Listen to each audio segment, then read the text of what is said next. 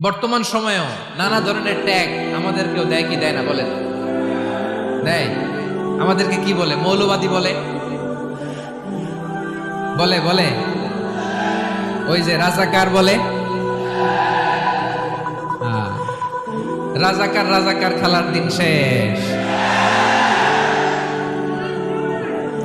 মন মতো হইলে মুক্তিযোদ্ধা, মন মতো না হইলে রাজাকার, এই দিন শেষ। ওই দিন আর নাই, এই কার্ড দিয়ে আর খেলার দিন নাই। এগুলো মানুষ আর খায় না এখন, এগুলো গিলে না আর। সাধারণ মানুষ বড্ড সচেতন। দেখেন, কালের বিবর্তনে, সময়ের আবর্তনে একই পরিক্রমা আমাদেরকেও ট্যাগিং করে, আমাদেরকে মৌলবাদী বলে, ব্যাকডেটেড বলে, রাজাকার বলে, জঙ্গি বলে, যুদ্ধাপরাধী বলে। আছে না এরকম? ওয়াসবির আলা মা ইয়াকুলুন, নিজের সাথে মিলায় নেন, যা বলে ধৈর্য ধারণ করো। ওয়াহজুরহুম হাজরান জামিলা, জাস্ট ইগনোর দেম, ভালোভাবে ইগনোর করেন, খালাস, সালাম দিয়ে কেটে পড়েন। তাহলে প্রিয় ভাইরা, এই বিপদ আপদ আমাদের পিছু ছাড়বে না, পিছু ছাড়বে না। নবীদের পিছু ছাড়ে নাই, আমরা কোথায়? আমরা আর কি? বিপদ আমাদেরকে ধৈর্য ধারণ করতে হবে, মনোবল হারাইলে হবে না। তাহলে প্রিয় ভাইরা, এটাই জীবনের বাস্তবতা। সবর আমাদেরকে এখতিয়ার করতে হবে, হতাশ হওয়া যাবে না। অনেকে আমরা অল্পতে হতাশ হই। এই যে আমরা ধৈর্য ধারণ করছি, এর ফল পাচ্ছি না। দীর্ঘ 1.5 দশক ধরে ধৈর্য ধারণ করছেন না আপনারা? এখন মুক্তি, স্বাধীনতা, বিজয় এনে দিয়েছে কে? ধৈর্য ধারণ করুন। ধৈর্যের যে ফলাফল, এটা পুরো মিষ্টি। আসসালামু আলাইকুম ওয়া রাহমাতুল্লাহি ওয়া বারাকাতুহু। আমরা শুরুতে আল্লাহ রাব্বুল ইজ্জত ওয়াল জালালের দরবারে শুকরিয়া জ্ঞাপন করছি, যিনি আজকে আমাদেরকে এরকম চমৎকার একটি পরিবেশে, চমৎকার একটি ইসলামিক কনফারেন্সে উপস্থিত হওয়ার সুযোগ করে দিয়েছেন। আমরা সবাই পড়ছি কালিমাতুশ শুকর, আলহামদুলিল্লাহ। সম্মানিত সুধী, আমরা এই পৃথিবীতে খুব অল্প একটা সময়ের জন্য, একটা ট্রানজিট পিরিয়ড কাটানোর জন্য বেসিকলি আমরা এই পৃথিবীতে এসেছি। আমরা কি চিরকাল এই পৃথিবীতে থাকবো বলেন তো? না, একটা ট্রানজিট পিরিয়ডে আমরা এসেছি, আবার চলে যেতে হবে। এই যে আমাদের জীবন, এই জীবনের জন্য বিপদ আপদ, পরীক্ষা, স্ট্রাগল, এটা অনিবার্য, এটা হবে। বিপদ নাই, কষ্ট নাই, আপদ নাই, অনিশ্চয়তা নাই, স্ট্রাগল নাই, এমনকি কেউ আছে এখানে? কেউ কি হাত তুলে বলতে পারবেন যে হুজুর আমার জীবনে কোনো বিপদ নাই, অথবা আমার জীবনে কোনো দুঃখ নাই, কষ্ট নাই, কোনো স্ট্রাগল নাই, কোনো রিস্ক নাই? এরকম সৌভাগ্যবান কেউ আছেন এখানে? তাহলে জীবনের জন্য পরীক্ষা, এটা অনস্বীকার্য, হবেই হবে পরীক্ষা। পৃথিবীর জীবনটাই এমন, এভাবেই এই লাইফকে ডিজাইন করা হয়েছে। পরীক্ষা থাকবে, এখানে বিপদ থাকবে, এগুলো উত্তীর্ণ হয়ে আপনাকে যেতে হবে। চির সুখ, চির শান্তি, এটাই পৃথিবীতে হয় না। চির সুখ এবং চির শান্তির জায়গা হচ্ছে জান্নাত। চির সুখ এবং চির শান্তি কোথায়? এটা জান্নাতের বৈশিষ্ট্য। চির সুখ, চির শান্তি, টেনশন নাই, ঝামেলা নাই, পরীক্ষা নাই, বিপদ নাই, রিস্ক নাই, স্ট্রাগল নাই। এটা হচ্ছে দ্য ফিচার্স অফ জান্নাত, জান্নাতের ফিচার। কিন্তু সমস্যা বাদে তখন যখন জান্নাতের ফিচার আমরা দুনিয়ায় খুঁজি। যেটা পাবো আমরা জান্নাত, এটা খুঁজি কোথায়? এই তখনই সমস্যা বাদে। And this is the main problem. এটাই বড় সমস্যা। এই সমস্যার সমাধান কোথায়, এটা নিয়ে আজকে আমি কিছু কথা অ্যাড্রেস করবো ইনশাআল্লাহ। তো তাহলে আসুন শুনি জান্নাতের ফিচার কি। জান্নাতের কমন একটা ফিচার হচ্ছে জান্নাতে there will be no sickness in paradise. জান্নাতে কোনো অসুস্থতা থাকবে না, চিরসুস্থ। সুবহানাল্লাহ বলুন। চিরসুস্থ, চির সবল, কেউ অসুস্থ হবে না জান্নাতে। জান্নাত হবে অ্যান্টি এইজিং, জান্নাতে বয়স বাড়বে না কারণ। চির যৌবনা, চির যুবক, অ্যান্টি এজিং। আপনারা জানেন যে বর্তমান পৃথিবীতে অ্যান্টি এজিং ক্রিম পাওয়া যায় না? ক্রিম, কথা বুঝতেছেন? অ্যান্টি এজিং ক্রিম পাওয়া যায়। তারা বলে এই ক্রিম মাখলে চামড়ায় ভাঁজ পড়ে না। এটার দাম আছে কিন্তু অনেক। অ্যান্টি এজিং ক্রিম লাগায়, শ্যাম্পু ইউজ করে, অ্যান্টি এজিং অয়েল আছে, এটা দিলে নাকি চামড়ায় ভাঁজ পড়ে না। ইভেন ভারতের অনেক বড় একজন ব্যবসায়ী মুকেশ আম্বানি, নাম শুনছেন? যে তার ছেলের বিয়ে হয়ে গেল। তো এই মুকেশ আম্বানির স্ত্রী নীতা আম্বানি, সে কিছুদিন আগে এক বোতল গোল্ড ওয়াটার খেয়েছে, gold water, and it's cost $60,000। $60,000 দাম এক বোতল গোল্ড ওয়াটারের। কেন? ফর অ্যান্টি এজিং, যাতে বয়সের ছাপ গালে না থাকে। এখন বলেন, এভাবে কি আমাদের বয়সকে ধরে রাখা সম্ভব এই পৃথিবীতে? সম্ভব না, কারণ এই ফিচারটা দুনিয়ার ফিচার না, এটা জান্নাতের ফিচার। সুবহানাল্লাহ পড়ে। তাহলে জান্নাতে কেউ অসুস্থ হবে না, জান্নাত হবে চির যৌবন, চির যৌবনা। ওখানে আমরা যুবক থাকবো, প্রত্যেকে 33 বছরের যুবক যুবতী হয় জান্নাতের। বিষ্ণু ইসলাম বলেন, আহলুল জান্নাতি জুরদা ওয়া মুরদা ওয়া আবনা 30 ওয়া 30। জান্নাতে যারা যাবে শুভ্র দাড়িবিহীন, প্রত্যেকে হবে 33 বছর বয়সের।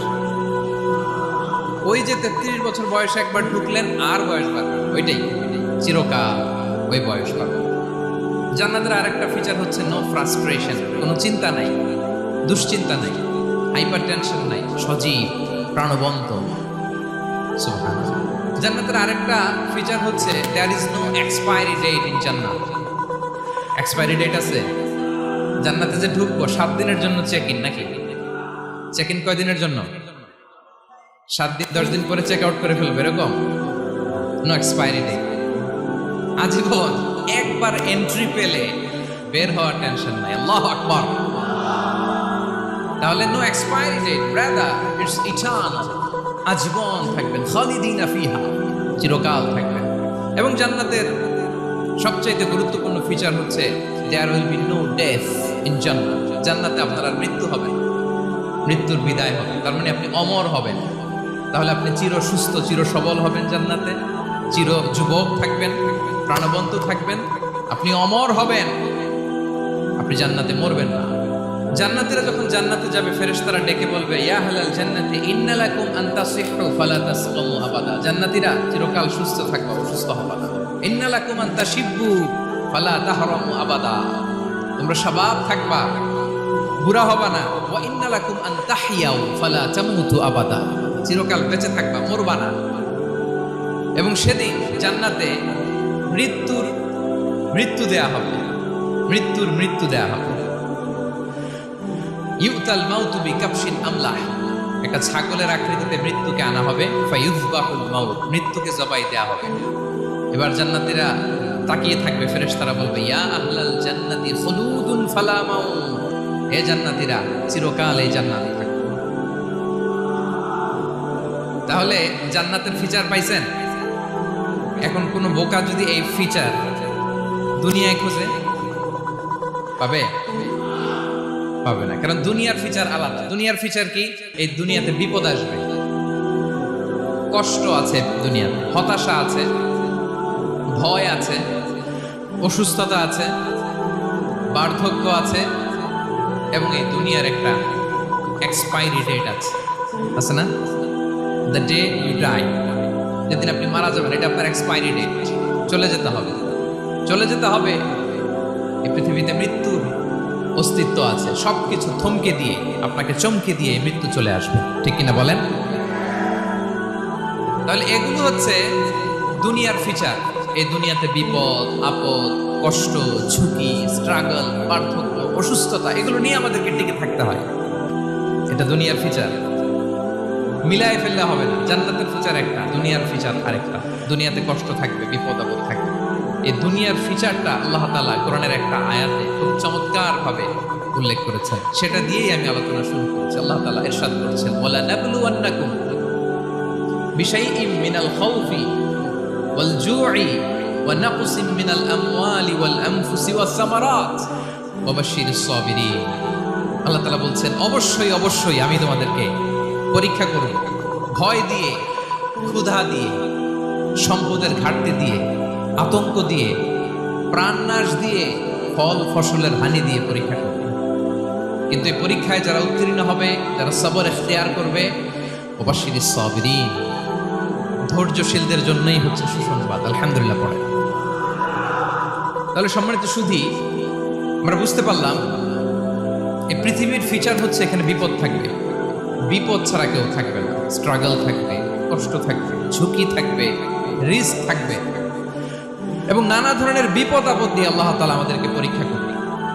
এটা মাস্ট, এটা আমাদের মাইন্ডসেটে নিয়ে নিতে হবে। মাইন্ডসেটে এটা ক্লিয়ার থাকতে হবে। চিরসুখ চিরশান্তি এই দুনিয়াতে মিলবে, কোথায় মিলবে তাহলে? এটা তাহলে বিপদ আসবেই, আপদ আসবেই, পরীক্ষা থাকবেই আমাদের জীবন। তবে ইন্টারেস্টিংলি মজার বিষয় হচ্ছে পরীক্ষাটা এক একজনের এক এক রকম। পুরো পৃথিবীটা একটা পরীক্ষা ক্ষেত্র, কিন্তু কারো প্রশ্নপত্রের সাথে কারো প্রশ্নপত্রের কোনো মিল নেই। সুবহানাল্লাহ। আমার পরীক্ষা একরকম, আপনার পরীক্ষা আরেক রকম, ওই ভাইয়ের পরীক্ষা আরেক রকম, ওনারটা আরেক রকম। সবাই পরীক্ষার্থী, সবাই পরীক্ষার্থী, কিন্তু কারো প্রশ্নপত্রের সাথে কারো প্রশ্নপত্রের কোনো মিল নাই। কারো জন্য পরীক্ষা হচ্ছে সে খুব অসুস্থ, প্রচন্ড অসুস্থতা, তার জন্য পরীক্ষা।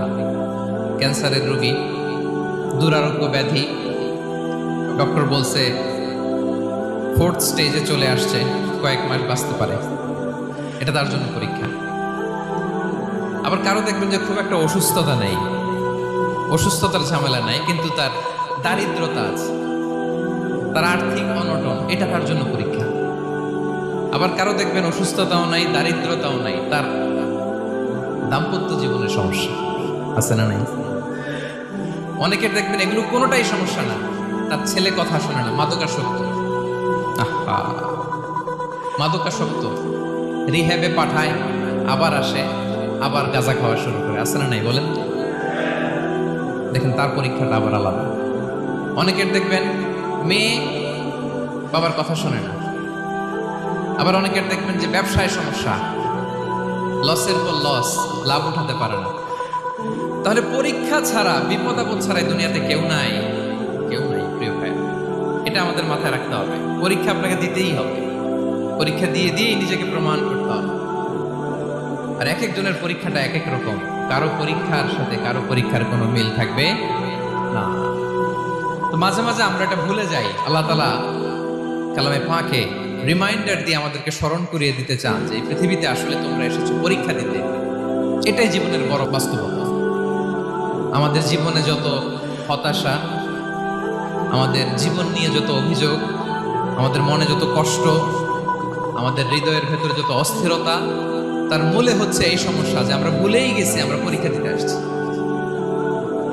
এটা যদি ভুলে না যান, এটা যদি আপনার মাইন্ডসেটে থাকে যে পুরো জীবনটা একটা পরীক্ষা, তাহলে দেখবেন কোনো কিছু আপনাকে কাবু করতে পারবে না। আপনি হতাশ হবেন না, জীবন নিয়ে আর অভিযোগ থাকবে না, আপনি ভেঙে পড়বেন না, সব অভিযোগ হতাশা দূর হয়ে যাবে। তারপর বুঝতে পারলাম পরীক্ষা আপনাকে দিতেই হবে। পরীক্ষা দেয়া ছাড়া এই পৃথিবী থেকে চলে যাওয়ার কোনো চান্স বা সুযোগ আমাদের কারো নেই। সূরাতুল আনকাবুতে আল্লাহ তাআলা এই কথাটা আরো চমৎকার ভাবে বলেছেন। আল্লাহ তাআলা ইরশাদ করছেন, আহাসিবান নাসু আইয়ুতরাকু আইয়াকুলু আমান্না ওয়া হুম লা ইফতানুন ওয়ালাকাদ ফাতান্নাল্লাযীনা মিন ক্বাবলিহিম ফালা ইয়া'লামান্নাল্লাহু আল্লাযীনা সাদাকু ওয়া লা ইয়া'লামান্নাল কাযিবিন। আল্লাহ বলেন, মানুষ কি ভেবেছে সে শুধু বলবে আমি ঈমানদার আর তাকে আমি জান্নাতে ঢুকাই দেব? না, কখনো না, কোশ্চিনকালেও না।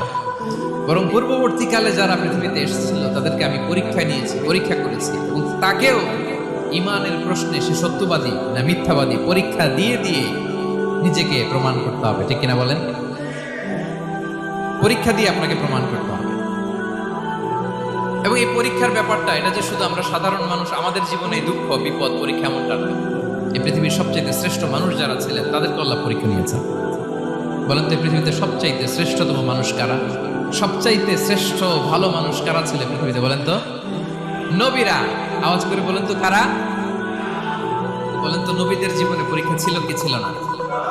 হ্যাঁ ছিল, বেশি না কম? বিষ্ণু ইসলামকে জিজ্ঞাসা করা হলো, আইয়ুন নাসি আশাদ্দু বালাআন ইয়া রাসূলুল্লাহ, হে আল্লাহর রাসূল, এই পৃথিবীতে কাদের জীবনে পরীক্ষা বেশি?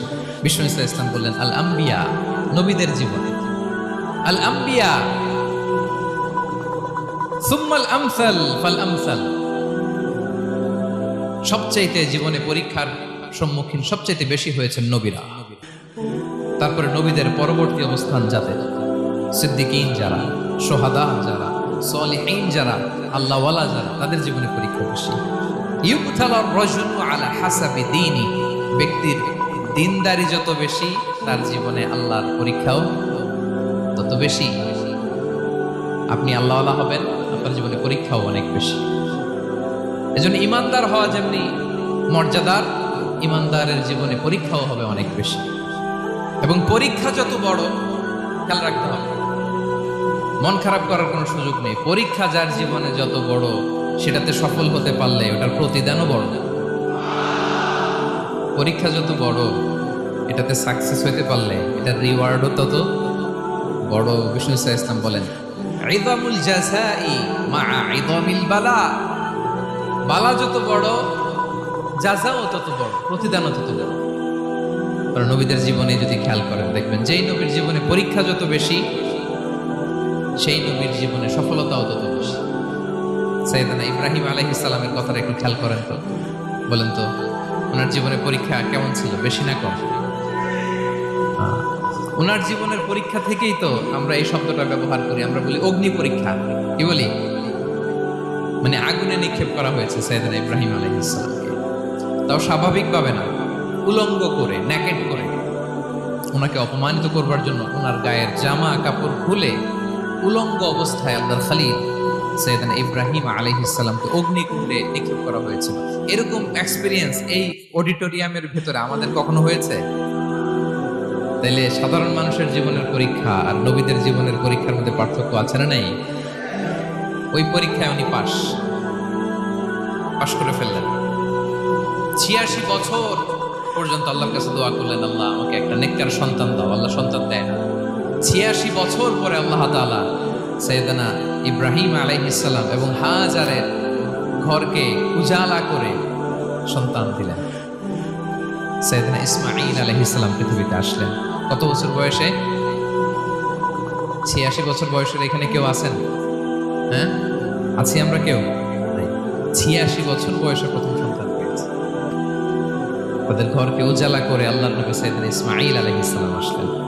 এবার আল্লাহ বললেন, যাও স্ত্রীকে আর এই কলিজার টুকরা সন্তানকে, থাকো তো প্যালেস্টাইনে, প্যালেস্টাইন থেকে ১,৫০০ কিলোমিটার দূর, দ্য ব্যারেন ল্যান্ড, ওই মক্কার ধুধুমরু প্রান্তরে রেখে আসো, যেখানে কেউ নাই, মানুষ নাই, গাছ নাই, পাখি নাই, পানি নাই, যাও রেখে আসো। আচ্ছা বলেন তো, ৮৬ বছর পরে যে লোকটা সন্তান পেল, বুঝে শুনে উত্তর দিন, ৮৬ বছর পরে যে লোকটাকে আল্লাহ তাআলা সন্তান দিল, তার হৃদয়ে ওই সন্তানের জন্য মায়া বেশি না কম? এমনি তো আমাদের প্রথম সন্তানের হিস্ট্রিটা একটু খেয়াল করেন তো। প্রথম আমাদের যে মেয়ে হয়েছিল বা যাদের ছেলে হয়েছিল, তার প্রতি আদর, সোহাগ, দরদ, ভালোবাসা, আল্লাহ কত ছিল।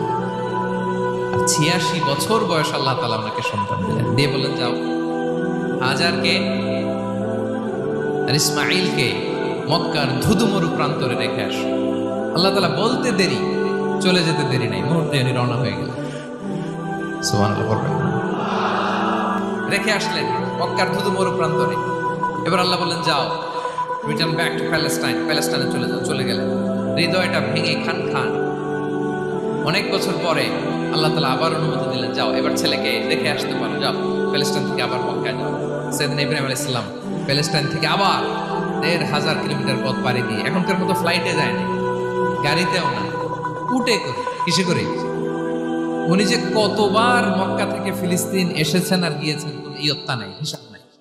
গেলেন, এবার ছেলেটা হাঁটতে পারে, দৌড়াতে পারে, একটু কথা বলতে পারে, আব্বু আব্বু ডাকতে পারে। কেমন মায়া লাগে বলেন তো?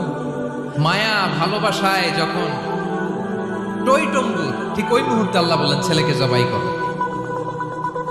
করো ছেলে। আল্লাহ তাআলা বলতে দেরি করেছেন, আল্লাহর আদেশ পালনে ১ সেকেন্ডও তিনি দেরি করেন নাই। ছুরি চালালেন, জান্নাত থেকে দুম্বা নিয়ে আসা। এভাবে আল্লাহর নবী ইব্রাহিম আলাইহিস সালাম ওনার জীবনের প্রতিটি ক্ষেত্রে যেখানে আল্লাহ তাআলা ওনাকে পরীক্ষা নিয়েছেন, উত্তীর্ণ হয়েছেন। এবং দেখেন ওনাকে আল্লাহ তাআলা কি উপহার দিলেন? আল্লাহ তাআলা ওনাকে খলিলুল্লাহ উপাধি দিলেন, আল্লাহর বন্ধু। সুবহানাল্লাহ বলেন। আল্লাহ তাআলা বলছেন, ওয়া ইযি বিতালা ইব্রাহিম রাব্বুহু বিকালিমাতিন ফাআতাম্মাহুন ক্বালা ইন্নী জাইলুকা লিন-নাসি ইমামা। আল্লাহ অনেকগুলো পরীক্ষা নিয়েছিলেন সাইয়েদনা ইব্রাহিম আলাইহিস সালাম, প্রতিটা পরীক্ষায় সাকসেসফুলি পাস করেছেন, গোল্ডেন এ প্লাস। আল্লাহ বলেন ইন্নী জাইলুকা লিন-নাসি ইমামা, I'm gonna make you the leader for the entire human being. I'm gonna appoint you as a leader for the entire universe. গোটা বিশ্বের জন্য, গোটা মানবতার জন্য আমি তোমাকে লিডার বানায় দিলাম। ইযামুল জাযাই মা'a ইযামিল বালা। পরীক্ষা যত বড়, ওই পরীক্ষায় পাশ করলে ওইটার ফলাফল ও প্রতিদানও। তাহলে দেখেন প্রিয় ভাইরা, সাইয়েদনা ইব্রাহিম আলাইহিস সালামের জীবনে পরীক্ষার কোনো শেষ ছিল না। আমি আপনি কোথায়? আল্লাহর খালিলের জীবনে যদি এত পরীক্ষা থাকতে পারে, আমি আপনি কোথায় বলেন তো? এবার বলেন, সাইয়েদনা মূসা আলাইহিস সালাম, ওনার জীবনে তো কোনো পরীক্ষার ছিল না। হ্যাঁ, গুণে শেষ করতে পারবেন? জন্মটাই তো হয়েছে পরীক্ষার মধ্য দিয়ে। মিশরের ছেলে সন্তান হইলে ফেরাউন বলছে জবাই করো, ওনার মা এরকম সিন্ধুকে করে ভাসায় দিলেন নীল নদীতে। আল্লাহু আকবার, কি একটা রোমাঞ্চকর পরিস্থিতির মধ্য দিয়ে আল্লাহ তাআলা ওনাকে বাঁচান। জন্মই হয়েছে পরীক্ষার মধ্যে। বড় হইলেন, ফেরাউনের ভয়ে দেশ ত্যাগ করলেন, মিশর থেকে মাদিয়ান। আবার আল্লাহর আদেশে যখন ফিরে আসলেন, আবার ফেরাউনের সাথে তর্ক বিতর্ক, যুদ্ধ। একটা রাত আল্লাহ নবী মূসা আলাইহিস সালাম শান্তিমতো মিশরে ঘুমাতে পারেনি। একটা রাত শেষ পর্যন্ত এই ফেরাউন মূসা আলাইহিস সালামকে ধাওয়া করেছে। ফেরাউনের ধ্বংসের আগ পর্যন্ত সে মূসা আলাইহিস সালামকে ধাওয়া করেছে। তার মানে মূসা আলাইহিস সালাম এই বিপদ আপদ পরীক্ষা এগুলো থেকে মুক্তি পান নাই। এবার বলেন ঈসা আলাইহিস সালামের কথা, ওনার জীবনে তার পরীক্ষা ছিল না। কি পরীক্ষা ছিল? হ্যাঁ, আল্লাহ আকবার। Same scenario goes to the biography of every messenger in the world. সব নবীর ক্ষেত্রে একই ঘটনা ঘটেছে। সাইয়েদনা ঈসা আলাইহিস সালাম দাওয়াত যখন দিলেন, ওনার বিরোধিতা শুরু হলো, ওনাকে হত্যার ষড়যন্ত্র হলো, ইভেন কি ওনাকে মারার জন্য বনি ইসরাইলেরা উদ্ধত হলো, জানে বাঁচবার জন্য পালালেন। এক ঘরে ঢুকলেন, চারদিক দিয়ে ঘেরাও করলো, উনি দরজা জানালা লাগাই দিলেন। ওরা বললো একজন দরজা ভেঙে জানালা ভেঙে ভিতরে ঢুকো, ঢুকে দেখো বেটা ঈসা কি করে। একজন ভিতরে ঢুকছে, ঢুকার সাথে সাথে বল রাফাআহুল্লাহু ইলাইহি, আল্লাহ তাআলা ঈসা আলাইহিস সালামকে উপরে উঠায় নিল। আর যেই লোকটাকে তারা ভিতরে ঢুকালো, তার চেহারাকে আল্লাহ তাআলা ঈসা আলাইহিস সালামের চেহারার মতো করে দিল। এবার তার বাইরের সাথীরা বলে, ঘটনা কি বেটা? ঈসাও বেরোয় না, আমাদের লোকটাও বেরোয় না, সবাই ঢুক। দরজা ভেঙে ভেতরে ঢুকে দেখে ঈসা দাঁড়ায় আছে। বলেন তো, এটা ঈসা না মিসা? এটা কি আসল ঈসা? ওমা কতালু ওমা সলাবু ওয়ালাকিন শুববিহা লাহুম। আল্লাহ বলে, তোমরা আমার নবী ঈসাকে হত্যাও করতে পারো নাই, শুলেও চড়াতে পারো নাই, আমি সেফটি সিকিউরিটি দিয়ে আমার নবী ঈসা আলাইহিস সালামকে আকাশে তুলে নিয়েছি। তাহলে ওনার জীবনে পরীক্ষার শেষ ছিল না। এবার যদি আমরা বিশ্বনবী সাল্লাল্লাহু আলাইহি ওয়াসাল্লামের জীবনের দিকে তাকাই, ওনার জীবনটা দেখেন তো। আমাদের পেয়ারা নবী বিশ্বনবী মুহাম্মদ রাসূলুল্লাহ সাল্লাল্লাহু আলাইহি ওয়াসাল্লাম, ওনার জীবনে কি স্ট্রাগল ছিল? স্ট্রাগল। মাক্কি জীবনের কথা যদি একটু খেয়াল করেন, দেখেন তো 3 বছর শিয়াবে আবি তালেবে জেল খেটেছেন, না খেয়েছিলেন। ওনার বংশের লোকেরা প্রথমে ছাগল খেয়েছে, ছাগলগুলো যখন শেষ, ছাগলের চামড়াগুলো শুকিয়ে ওইটা খেয়েছে। গাছের পাতা ছাল এগুলো খেয়ে খাবারের অভাবে বেহুশ হয়ে পড়ে থাকতো তারা। না খেয়ে কয়দিন ছিলেন আপনি? আমি কয়দিন ছিলাম না খেয়ে? মনেই তো পড়ে না, না খেয়েছিলাম কিনা কোনোদিন। এ হচ্ছে মাক্কি জীবন। মেন্টালি প্রেসার দেয়া হয়েছে। বিশ্বনবীর চাচা আবু লাহাব তার 2 ছেলে উতবা আর উতাইবা, এদের সাথে বিয়ে দিয়েছিলেন 2 মেয়ের। যখন দাওয়াত দেওয়া শুরু করলেন, 2 মেয়েকে ডিভোর্স দিয়ে দিল। দেখেন, একটা বাবার জন্য প্রাপ্তবয়স্কা মেয়েকে যখন উঠায় নেওয়ার আগে ডিভোর্স দেয়, তার মানসিক অবস্থাটা কেমন থাকে বলে? মেন্টালি প্রেশারাইজ করা হয়েছে, ফিজিক্যালি হ্যারাস করা হয়েছে। বিষ্ণু ইসলাম যখন নামাজে দাঁড়াতেন, কোটের পচা নারী ভুড়ি বিষ্ণুবীর কাঁধে চাপিয়ে দেওয়া হতো। আপনার জীবনে এরকম ঘটছে কখনো? আপনি নামাজ পড়তেছেন, কোটের পচা নারী ভুড়ি আপনার কাঁধে চাপিয়ে দেওয়া হয়েছে। কয়দিন হয়েছে এরকম? কয়দিন হয়েছে? হ্যাঁ, তারপরে তো আলহামদুলিল্লাহ বেরোয় না মুখ দিয়ে। কেমন আছেন হুজুর? কইেন না, বেশি একটা সুবিধার না, তাই না? বেশি একটা একটু মিলাবেন। কতটুকু পরীক্ষা আমরা দিয়েছি? তায়েফে গেলেন বিশ্বনবী, তায়েফে গেছিলেন জমির বায়না দিতে, তাই না? জমি কিনবে তায়েফে। তায়েফবাসীদেরকে জাহান্নামের আগুন থেকে বাঁচাতে গিয়েছিলেন, নিজের জন্য না। সেখানে তায়েফের ছেলেরা পাথর মেরেছে বিষ্ণু ইসলামের গায়ে। এত শুভ্র দেহ ছিল, চেহারা ছিল, বিষ্ণুবীর গা দিয়ে ঝরঝর করে রক্ত ঝরেছে। ফিজিক্যাল হ্যারাসমেন্টের শিকার হয়েছেন বিষ্ণু ইসলাম। যখন যেদিন বিষ্ণু ইসলামকে হত্যার ষড়যন্ত্র করা হলো, আল্লাহ তাআলার আদেশে তিনি মক্কা থেকে মদিনায় হিজরত করলেন।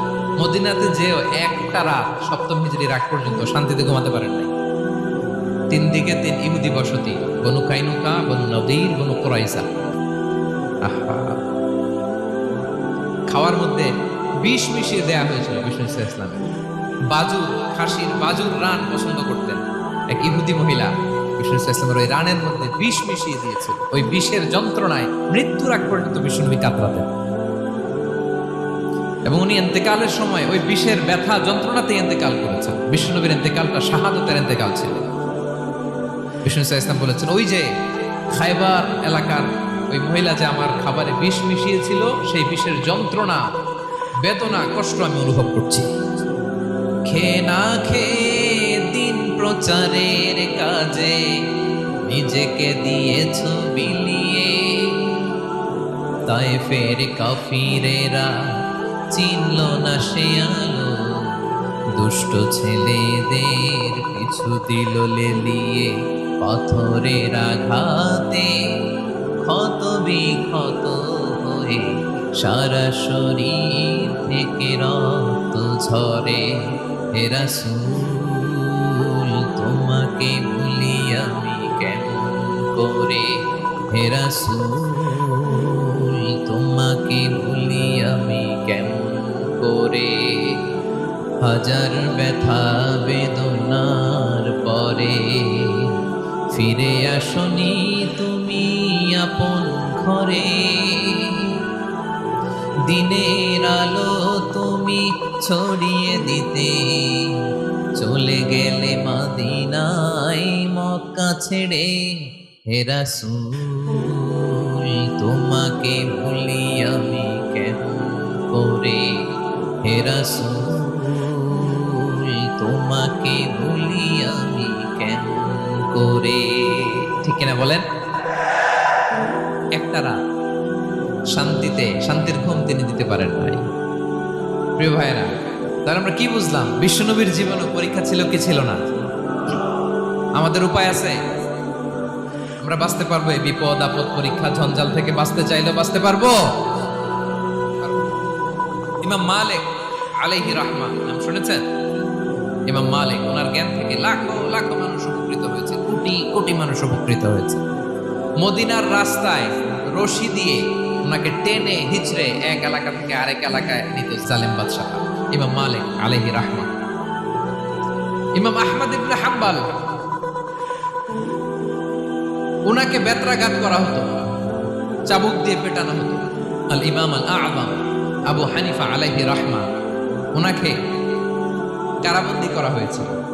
তার মানে দেখেন, যত বড় বড় স্কলার, যত বড় বড় মাশায়েখ, এমনকি আম্বিয়া আলাইহিস সালাম, ওনারাও পরীক্ষা বিপদ আপদ থেকে রেহাই পান। পাইছে? তাহলে আপনি আর আমি পাবো? বলেন তো। তাহলে এটা আমাদের ব্রেইনে গেঁথে নিতে হবে যে জীবন মানেই এখানে বিপদ থাকবে, পরীক্ষা থাকবে, স্ট্রাগল করে করে আমাকে আগাতে হবে।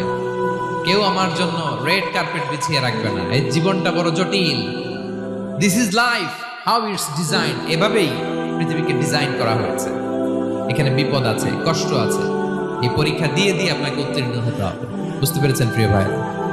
নাও দ্য কোশ্চেন আরাইজ, একটা প্রশ্ন হচ্ছে, কেন আল্লাহ এই পরীক্ষা নেন? কেন?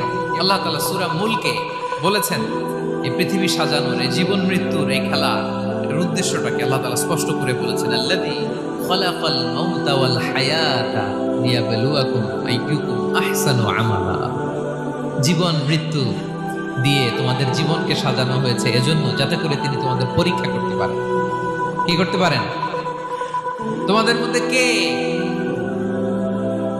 সৎকর্মে অগ্রগামী, কে কাজে ভালো, আমলে ভালো, এটা দেখার জন্য। বেসিকলি আল্লাহর দেখার প্রয়োজন নাই, আমাদেরকে দেখানোর জন্য এই পরীক্ষার আয়োজন। আমি ভালো করবো না খারাপ করবো এটা আল্লাহ জানে না? ওনার পরীক্ষা করা লাগে কেন? কথা বলেন। আমি জান্নাতি না জাহান্নামী এটা আল্লাহ জানেন না? বেসিকলি আমাদেরকে জানানোর জন্য এই পরীক্ষার আয়োজন। কাদেরকে জানানোর জন্য? মানে তুমি জেনে যাও তুমি জান্নাতি না জাহান্নামী। আমি ভালো করেই জানি। একটা ছোট্ট উদাহরণ দিলে বুঝতে পারবেন প্রিয় ভাইয়েরা। ধরেন আল্লাহ তাআলা দুইজনকে সৃষ্টি করলেন। উদাহরণস্বরূপ একজনের নাম আব্দুল্লাহ আর একজনের নাম আব্দুর রহমান। সৃষ্টির পরে আব্দুল্লাহকে বললেন, আব্দুল্লাহ আমি জানি তুমি পৃথিবীতে 50 বছর হায়াত পাইতা, খুব ভালো কাজ করতে, তুমি দুনিয়াতে অনেক ভালো কাজ করতে, এটা আমি আগেই জানি, আমার অসীম জ্ঞান বলে আমি আগে থেকেই জানি। তো যাও, তোমার এইমাত্র সৃষ্টি করলাম, যাও তুমি জান্নাতে ঢুকে যাও, কারণ আমি জানি তুমি জান্নাতি হবে। আচ্ছা, আর আব্দুর রহমান তুমি পৃথিবীতে খুব খারাপ কাজ করতে, এটা আমি জানতাম, তোমারে পাঠাইলে খারাপ কাজ করবা, তুমি সীমালঙ্ঘন করবা, অন্যায় করবা, অপরাধ করবা, তুমি জাহান্নামী হবা, যাও। যেহেতু আমি জানি পরীক্ষার আর দরকার নেই, তোমারে জাহান্নাম দিয়ে দিলাম, যাও ঢুকে যাও। আব্দুল্লাহ ঠিকই জান্নাতে ঢুকে যাবে, আব্দুর রহমান কি ঢুকবে? ঢুকবে। সে বলবে, আল্লাহ এইমাত্র আমারে বানাইলেন, এইমাত্র আপনি আমাকে সৃষ্টি করলেন, সৃষ্টি করেই বলতেছেন তুমি জাহান্নামে যাও, আর বলতেছেন আমি জানি দুনিয়াতে পাঠালে তুমি খারাপ কাজ করবা, তুমি জাহান্নামী হবা, পাঠানোর আর কি দরকার, আগে থেকে জাহান্নামে যাও। আল্লাহ আপনি জানলে জানতে পারেন, আমি তো জানি না। ঠিক কিনা বলেন? সে বলবে, না আল্লাহ আপনি ভুল বলতেছেন, এই দুনিয়াতে পাঠাইলে আমি খুব ভালো কাজ করতাম, আমি সীমালঙ্ঘন করতাম না, নামাজ পড়তাম, রোজা রাখতাম, হজ করতাম, যাকাত দিতাম, সাদাকা করতাম, চ্যারিটি করতাম, জনকল্যাণকর সব ভালো কাজগুলো আল্লাহ আমি করতাম। এজন্য আল্লাহ তাআলা পরীক্ষার আয়োজন করেছেন, যাতে করে তুমি জেনে যাও যে পৃথিবীতে তুমি কি করেছো। এখন আর আল্লাহকে এক্সকিউজ দেওয়ার সুযোগ নেই। আচ্ছা বলেন তো, আবু জাহেলকে যদি আল্লাহ এখন কিয়ামতের দিন বলে, Abu Jahl go to the hell fire, আবু জাহেলের কিছু বলার সুযোগ আছে? কারণ ও দুনিয়াতে কি করে আসছে এটাও জানে না। ফেরাউনকে ডেকে যদি আল্লাহ বলে, ফেরাউন তুমি জাহান্নামে যাও, go to the hell fire, ওর কি কোনো এক্সকিউজ দেওয়ার সুযোগ আছে? বলেন, সুযোগ আর আছে? কারণ তুমি দুনিয়াতে কি করেছো তোমার চেয়ে ভালো কেউ আর জানে? পৃথিবীতে এই পরীক্ষার এই আয়োজনের সবচাইতে বড় উদ্দেশ্য হচ্ছে যাতে করে আমরা দেখে যাই যে আমরা কি কাজ করছি। কেউ যখন পরীক্ষা দেয় প্রিয় ভাইরা, ওই পরীক্ষায় কত পাবে তার একটা হিসাব আছে না? বলেন, আপনি গণিত পরীক্ষা দিয়ে আসছেন, যে 100-তে 100 পাবে সে বলতে পারে আমার সব অঙ্ক হয়েছে, ঠিক কিনা বলেন? আর যে লাড্ডু গুড্ডু বুঝছেন তো, কিছুই পারে নাই, ঘোড়ার ডিম, তারও একটা হিসাব আছে যে সে কিছুই লিখে আসতে পারে নাই। তাই পৃথিবীতে এই পরীক্ষার আয়োজনের প্রধানতম কারণ হচ্ছে যাতে করে আমরা বুঝে যেতে পারি যে আমরা কোথায় যাব, জান্নাতে না জাহান্নামে। প্রিয় সুধী, এ পর্যায়ে আমরা জানবো এই যে পরীক্ষা আল্লাহ তাআলা নিচ্ছেন আমাদেরকে, এই পরীক্ষায় সফল হওয়ার মূল মন্ত্র কি। কোরআনে বিভিন্ন আয়াতে এই পরীক্ষার কথা বলা হয়েছে এবং এই পরীক্ষার সফলতার মূল মন্ত্রও কোরআনে ঘোষিত হয়েছে। আলহামদুলিল্লাহ বলেন। যে আয়াত দিয়ে আমি শুরু করেছি, এই আয়াতে আল্লাহ তাআলা বলেছেন, ওয়াবাশশিরিস সাবিরিন, নবী হে ধৈর্যশীলদেরকে আপনি সুসংবাদ দিন, ধৈর্যশীলদেরকে সুসংবাদ দিন। তার মানে বিপদে ধৈর্য ধারণ করতে হবে প্রিয় ভাইরা। ইন্নামাস সাবরু ইনদা সাদামাতিল উলা, বিপদে আমরা অনেক সময় প্যানিক হয়ে যাই, অস্থির হয়ে যাই, কি করব, হতাশ না। মুমিনরা হতাশ হয় না, ধৈর্য ধারণ করে। কি করে? ধৈর্য ধারণ করার শক্তি দাও গো মেহেরবান আমায়, দাও গো মেহেরবান। পড়েন, ধৈর্য ধারণ করার শক্তি দাও গো মেহেরবান আমায়, দাও গো মেহেরবান। সবাই বলুন একসাথে, ধৈর্য ধারণ করার শক্তি দাও গো মেহেরবান আমায়, দাও গো মেহেরবান। বুকের ভেতর ব্যথার নদী বইছে অবিরা, বইছে অবিরা। পড়ুন, ধৈর্য ধারণ করার শক্তি দাও গো মেহেরবান আমায়, দাও গো মেহেরবান। পড়েন আমিন। আল্লাহ যেন বিপদে আমাদেরকে ধৈর্য ধারণ করার তৌফিক দান করে। প্রিয় ভাইয়েরা, ধৈর্য এটা এমন একটা গাছ যে গাছের সারা গায়ে কাটা, কিন্তু এই গাছের ফলটা বড় সুস্বাদু। আই রিপিট, আমি আবার বলছি, ধৈর্য এটা এমন একটা গাছ যে গাছের সারা গায়ে কাটা, কিন্তু ফলটা বড় মিষ্টি, ফলটা বড় সুস্বাদু। সবাই ধৈর্য ধারণ করতে পারে। বিষ্ণু ইসলামকে আল্লাহ তাআলা নানা সময় আশ্বস্ত করেছেন, সান্ত্বনা দিয়েছেন, আর ধৈর্যের বাণী শুনিয়েছেন। আল্লাহ বলেন, ফাসবির কামা সবারা উলুল আজমি মিনার রাসূল। নবী হে, আপনার আগে দৃঢ় প্রত্যয়ী নবীরা যেরকম ধৈর্য ধারণ করেছে, আপনিও ধৈর্য ধারণ করুন। সূরাতুল মুজাম্মিল আল্লাহ তাআলা বলছেন, ওয়াসবির আলা মা ইয়াকুলুনা ওয়াহজুরহুম হাজরান জামিলা। ওরা যাই বলুক, আপনি ধৈর্য ধারণ করুন, ওদের কথাকে ইগনোর করুন। Just ignore what they are saying to you. যা বলে আপনি জাস্ট ইগনোর করেন। ওরা বিষ্ণু ঈসা ইসলামের মনোবলকে ভেঙে দেওয়ার জন্য কখনো বিষ্ণু ঈসা ইসলামকে কবি বলে গালি দিত। কবি কি বলতো? শায়ের। কখনো বলতো মজনুন, পাগল। নাউজুবিল্লাহ পড়বেন না? পাগল বলে গালি দিত। মাঝে মাঝে বলতো কাহিন, গণক। মাঝে মাঝে বিষ্ণু ঈসা ইসলামকে তারা বলতো আবতার, লেস কাটা। মুহাম্মদ, তোমার ছেলে নাই, তোমার বংশ নির্বংশ হয়ে গেছে, তোমার নাম নেয়ার মতো কেউ নাই। কপাল পোড়া। গোটা বিশ্বব্যাপী বিষ্ণু ঈসা ইসলামের সুনাম সুখ্যাতি ছড়িয়ে দিয়েছে কে? আকাশ বাতাস মাড়িয়ে, সাত আকাশ ছাড়িয়ে আল্লাহর আরশ পর্যন্ত আল্লাহ তাআলা বিষ্ণু নবীর সুনাম সুখ্যাতিকে সুউচ্চ করেছেন। ঠিক কিনা বলেন? ইগনোর করুন। আপনাকে কবি বলে, গণক বলে, আপনাকে পাগল বলে, আপনাকে লেস কাটা বলে, জাস্ট ইগনোর দেন।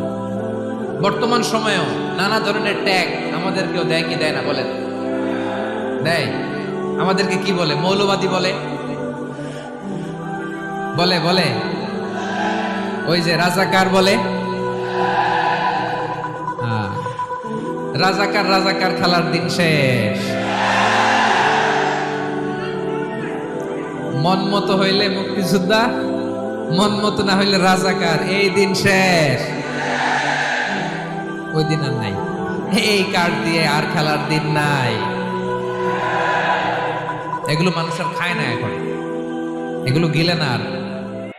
সাধারণ মানুষ বড্ড সচেতন। দেখেন, কালের বিবর্তনে, সময়ের আবর্তনে একই পরিক্রমা আমাদেরকেও ট্যাগিং করে। আমাদেরকে মৌলবাদী বলে, ব্যাকডেটেড বলে, রাজাকার বলে, জঙ্গি বলে, যুদ্ধাপরাধী বলে। আছে না এরকম? ওয়াসবির আলা মা ইয়াকুলুন, নিজের সাথে মিলায় না। যা বলে ধৈর্য ধারণ করো। ওয়াহজুরহুম হাজরান জামিলা, জাস্ট ইগনোর দেন, ভালোভাবে ইগনোর করেন। খালাস, সালাম দিয়ে কেটে পড়েন। তাহলে প্রিয় ভাইরা, এই বিপদ আপদ আমাদের পিছু ছাড়বে না, পিছু ছাড়বে না। নবীদের পিছু ছাড়ে নাই, আমরা কোথায়? আমরা আর কি? বিপদ আমাদেরকে ধৈর্য ধারণ করতে হবে, মনোবল হারাইলে হবে না। দেখেন বিষ্ণুনবী কিভাবে আপনাদেরকে সান্ত্বনা দেয়। বিষ্ণুনবী বলেন, আজাবান লিআমরিল মুমিন, মুমিনের ব্যাপারটা বড় আশ্চর্যজনক। ফাইন্না আমরাহু কুল্লাহু লাহু খাইর, মুমিনের জীবনে যা ঘটে সবটাই খাইর, সবটাই কল্যাণ। ইন আসাবাতহু সাররাউ শাকারা ফাকানা খাইরাল্লাহ ওয়া ইন আসাবাতহু দাররাউ সাবারা ফাকানা খাইরাল্লাহ। মুমিনের জীবনে যদি সুখ আসে তাহলে মুমিন শুকরগুজার হয়, এটা তার জন্য ভালো। আর যদি মুমিন জীবনে দুঃখ আসে তাহলে সে সবর ইখতিয়ার করে, এটাও তার জন্য ভালো। সুবহানাল্লাহ। তাহলে দেখেন, আমরা হয় সুখে থাকি নয় দুঃখে থাকি, ঠিক কিনা বলেন? তাহলে সুখের সময় আমরা শুকর করি, কি করি? শুকরগুজার হই। শুকরিয়া করাও একটা ইবাদত, শুকরিয়া করাও কি? আর দুঃখের সময় আমরা সবর করি, সবর করাটাও একটা। তাহলে আমাদের পুরো জীবনটাই ইবাদত, পুরো জীবনটাই সুখের সময় শুকর আর দুঃখের সময় সবর।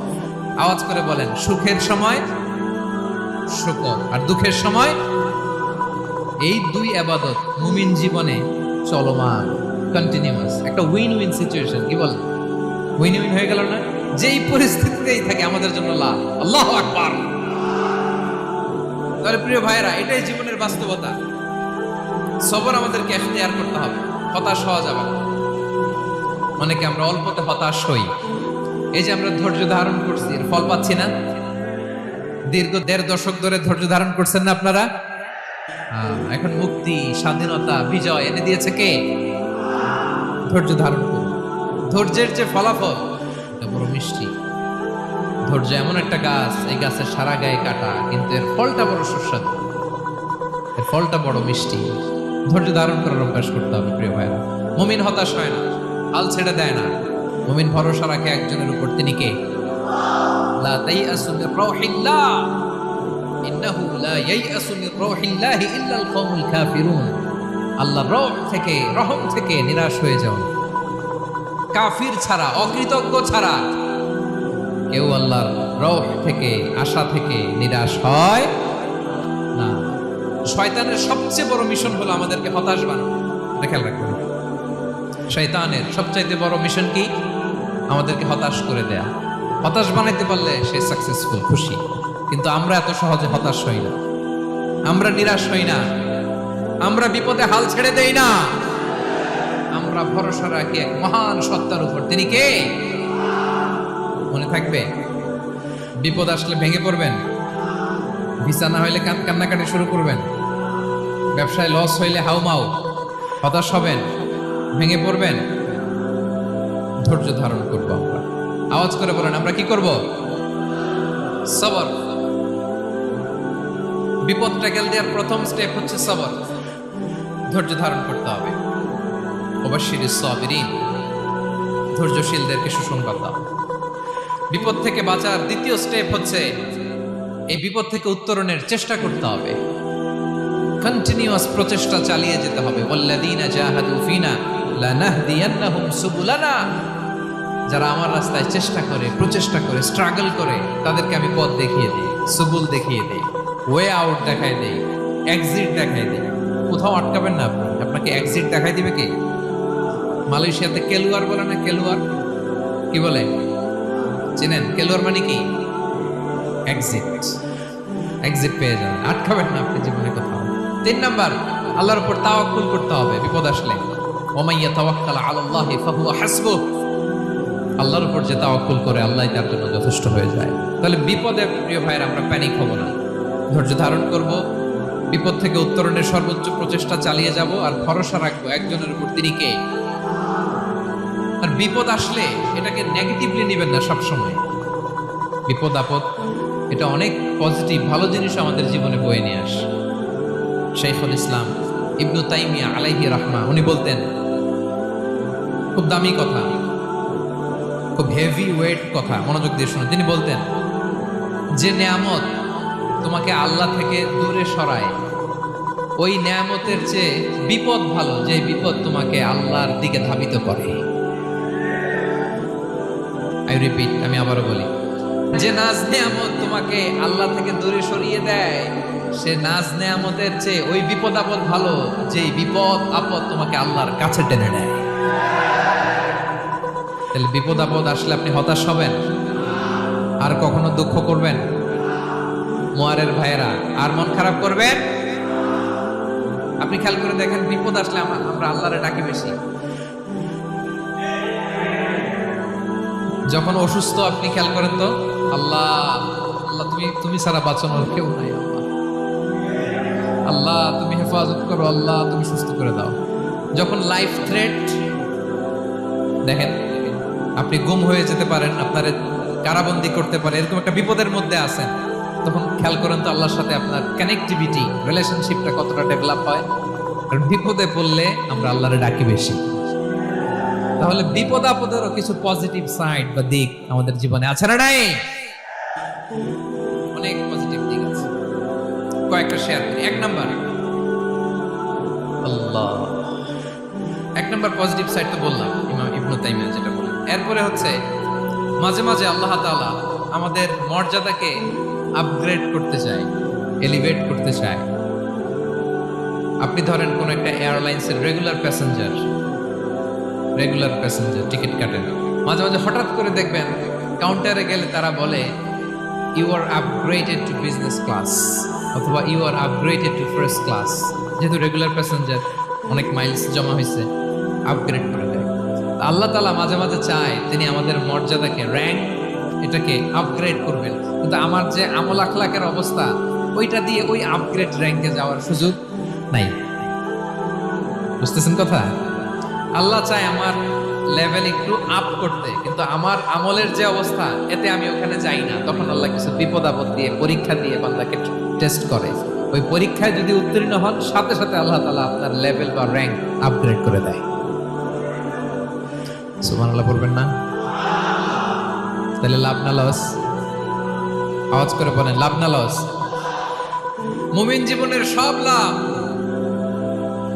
যত বিপদ আপদ আপনাকে স্পর্শ করে প্রতিটাতেই আপনার জন্য কল্যাণ। বিষ্ণু ইসলাম বলেন, মা ইউসিবুল মুসলিমা মিন নাসাবিন ওয়ালা ওয়াসাবিন ওয়ালা হাম্মিন ওয়ালা হুজনিন ওয়ালা আযান ওয়ালা গাম্মিন হাত্তা শাওকাতি ইউশাকুহা ইল্লা কাফারাল্লাহু বিহা খাতায়া। আপনার জীবনে যত দুঃখ, যত যন্ত্রণা, যত টেনশন, যত অ্যাংজাইটি, যত ইনজুরি, এমনকি গোলাপ ফুল পাড়তে যে ওখানে যে কাটা বাঁধছে, বড়ই খেতে যে বড়ই গাছে ওঠার পর যে একটা কাটা বিঁধছে আপনার হাতে, এর কারণে আল্লাহ তাআলা আপনার গুনাহ মাফ করে দেয়। তাহলে বিপদ আপদ দিয়ে আল্লাহ বান্দার মর্যাদাকে আপগ্রেড করে। বিপদ আপদে ফেলে আল্লাহ তাআলা বান্দার পাপ মোচন করে। বিপদ আপদ দিয়ে আল্লাহ তাআলা বান্দার শাস্তি মওকুফ করে। এমন পাপ করছেন এটার জন্য শাস্তি বরাদ্দ হয়ে গেছে, কিন্তু আল্লাহ তাআলা ওই শাস্তি থেকে মাঝে মাঝে আপনাকে বাঁচাতে চায়, তখন কিছু বিপদ দিয়ে বান্দারে পরীক্ষা করে।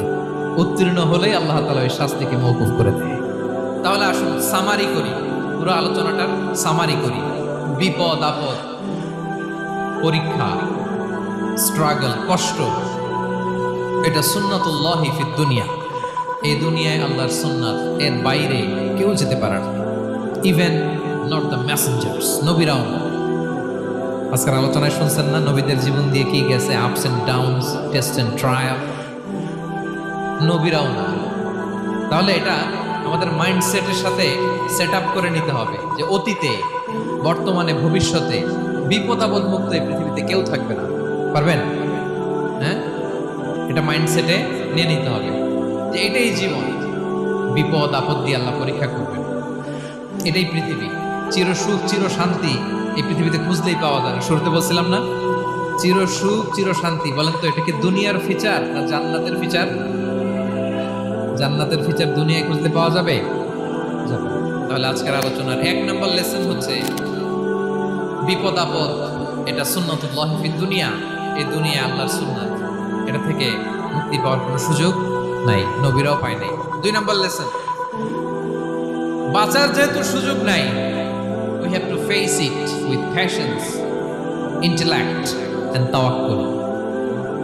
বিপদে অস্থির হওয়া যাবে না, এটাকে ফেস করতে হবে উইথ পেশেন্স, ধৈর্যের সাথে। বিপদ আমরা মোকাবেলা করব কিসের সাথে? ধৈর্য। প্যানিক হবেন না, অস্থির হবেন না, ধৈর্য ধারণ করবেন উইথ ইন্টেলেক্ট। আল্লাহর দেয়া আপনার ইন্টেলেক্ট খাটিয়ে এই বিপদ উত্তরণের সর্বান্তকরণের চেষ্টা প্রচেষ্টা আপনার চালায় যেতে হবে।